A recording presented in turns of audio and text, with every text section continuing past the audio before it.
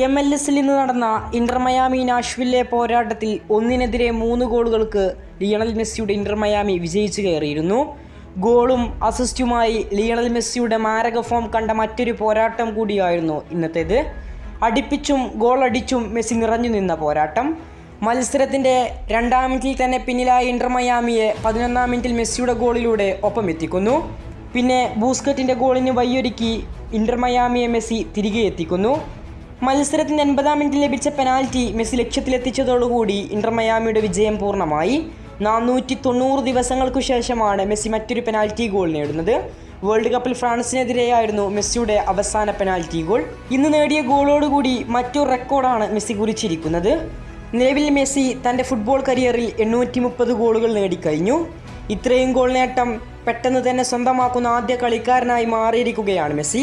അതിവേഗം 830 എന്ന ഗോൾ റൊണാൾഡോയുടെ റെക്കോർഡാണ് മെസ്സി മറികടന്നത്. ഫുട്ബോൾ ചരിത്രത്തിൽ ഏറ്റവും വേഗത്തിൽ 830 ഗോൾ നേടുന്ന താരമായി മെസ്സി മാറിക്കഴിഞ്ഞിരിക്കുകയാണ്.